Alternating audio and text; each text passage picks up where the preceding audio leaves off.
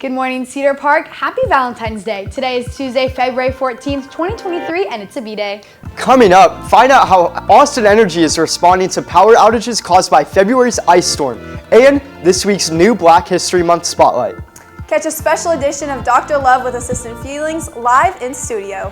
And an all-new hiring now. Turn it up because the Wolfcast starts now.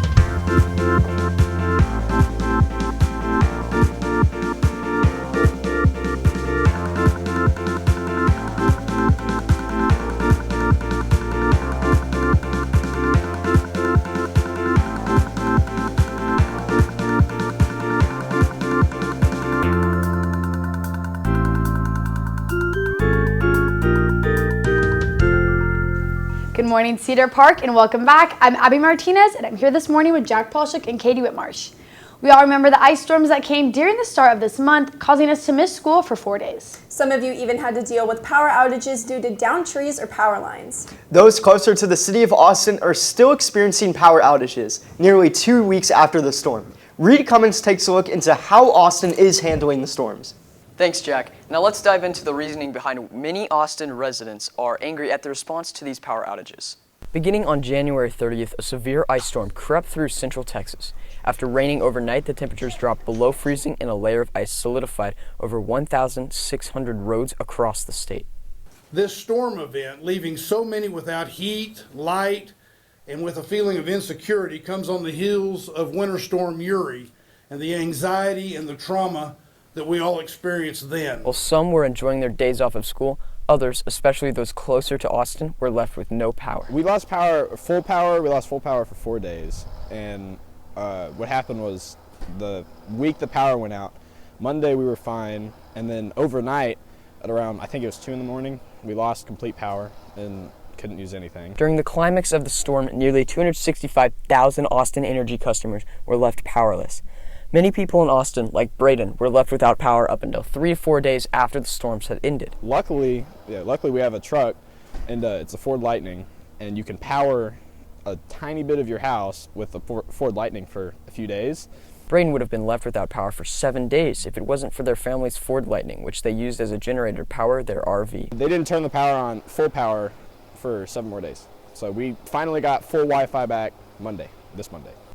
A significant portion of Texas electrical equipment was not built to withstand this cold weather. Things like above-ground power lines are particularly susceptible to tree damage. Many of the remaining outages are due to very complex circumstances that take time to repair. We've had poles that snapped from the weight of ice or the force of a falling tree, and those projects can take an entire crew a full day to repair. That was Austin City Manager Spencer Cronk, who has fallen out of favor due to his poor and unprepared response to restoring power, along with his failure to alert customers that outages were predicted. Austin City Council is to vote on replacing him tomorrow on Wednesday. Austin Energy has publicly admitted that they were caught off guard by the impact of the storm. They were pretty understaffed from what I could tell. All the workers that came to our place, they kept saying how overworked they were. And if they can figure out a way to make it more efficient, I'd be happy. I'm not upset because hopefully by today, a majority of the power outages should be restored throughout the state. So Reed, how many people in total lost power? So in total, I think there's about like 500 or under 500,000 people who lost power, but consecutively there was about 170,000 power outages or customers that lost power at the same time. Gotcha. And are there still people that still don't have power? Yes, there's about 36 outages throughout Austin, so that's like about 100 people without power still today, but hopefully that will be restored Crazy. It's like in the 2 next week. whole weeks. That's insane. Yeah, that is wild. Wow. All right, well, thanks, Reed. Coming up this week's Black History Month Spotlight and this morning's brief, but first this break.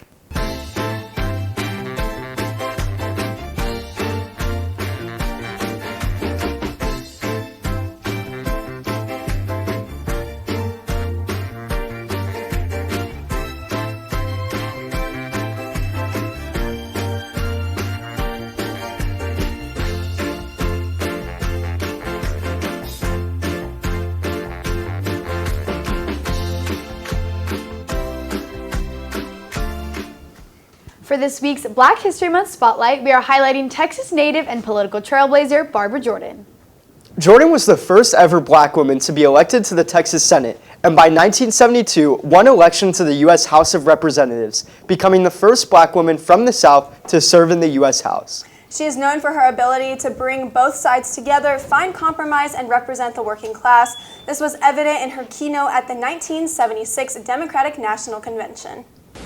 We have a positive vision of the future founded on the belief that the gap between the promise and reality of America can one day be finally closed. Jordan's political career was cut short, though, after a diagnosis with multiple sclerosis, which led her to retire from office in 1979. After her death in 1996, her friend and then Texas Governor Ann Richards spoke about her legacy. In a world that sways on the winds of trends and polls and prognostications, she was a constant, and she was as true as the North Star. I know that at some point I'm supposed to say that despite all the public acclaim, that Barbara was really just like everybody else. But that would be wrong.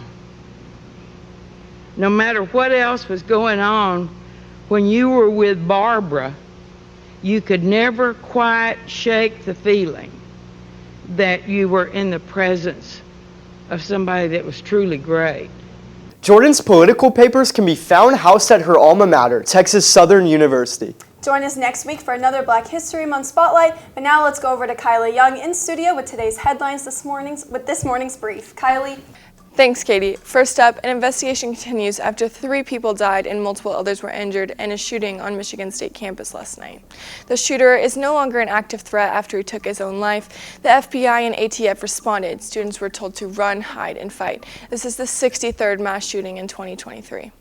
Next, a train derailed in East Texas, colliding with an 18-wheeler, resulting in the driver's death.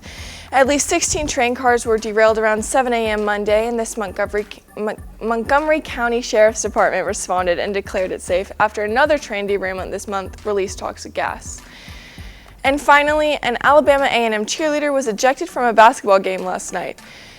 The Alabama basketball player seemingly bumped into the cheerleader, to which she whipped around to confront the player.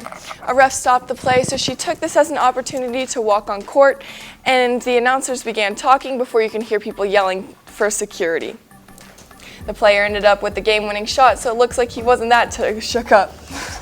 I think this is so funny because I sit on the sidelines of basketball games all the time. I get balls to the face. Yeah. I get players falling on top of me, but you won't see me go and fight them back and then get ejected. I mean, there. You know what? It comes with the territory. Literally, the territory. Yeah. I just think that's so funny. It's not like there's someone in the stands got hit with something. Like, you're on the court. You should expect. That did happen to me in a football game. I did get hit. Maybe they just didn't realize they were at that game. They went to the wrong game, and then they were so offended because how could that ever happen? And if you watch the video, it's the smallest tiny bump. It really was, she wasn't trampled. That was it for her day. She just couldn't do it anymore. Bad day. Well, thanks, Kylie. Coming up, we have some special guests to join us at the desk, but first, these announcements.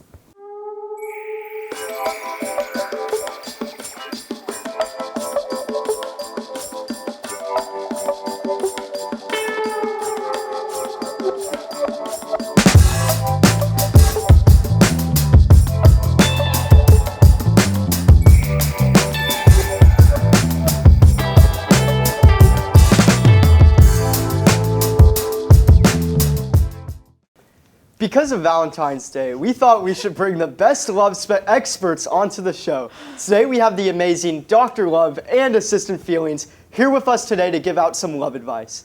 Thanks, guys. We are glad to be back on the show for this Valentine's Day special. So do you guys have any questions for us? We sure do. Yeah. Let's hear them. So what do you guys think is the best date idea for Valentine's Day?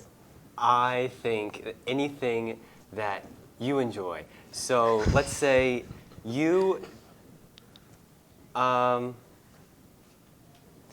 help you out. I enjoy trampolines. You enjoy trampolines. Going to a trampoline park. That's something that you have to get out of your comfort zone. Urban air. We could go for an urban air date on Valentine's Day. Not my first choice for me. Urban air is a little I didn't get invited. As a former urban air employee, did people come on Valentine's dates there? No. Okay. Good. So you can be the first. Okay. It's just like kind of stinky in there. Like, you know what I mean? Like it's gotta. It does smell like It's feet. gotta go fun. Abby, what's your question? So best Valentine's gift idea. I know Valentine's is kind of for the girls, but like, what's a good gift? Get her something that she has loved her entire life. Okay. Explain. So, Elaborate. okay, if she has a pet that recently passed, it's a hard time for her probably. Get her a new dog. No. You get her the same dog, just get it taxidermied. Oh! That way, she'll remember it for the rest of her life. Exactly. She'll always have it. I wouldn't advise that, to be honest. Okay. I like that. Would you want that? Would you want a pet? I would not want a taxidermied version glad of my to know. dog. Megan, I Okay, got a but the question. real question. Okay. What's up?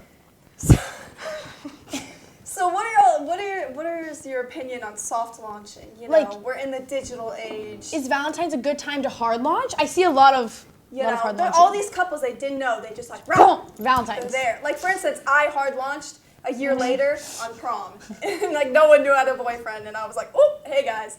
I feel like there's good occasions for it and some bad occasions. I Okay. like soft launching. Yeah. Okay. You're a soft launch girl? Yeah, but what about? Do you know what this is, Jack?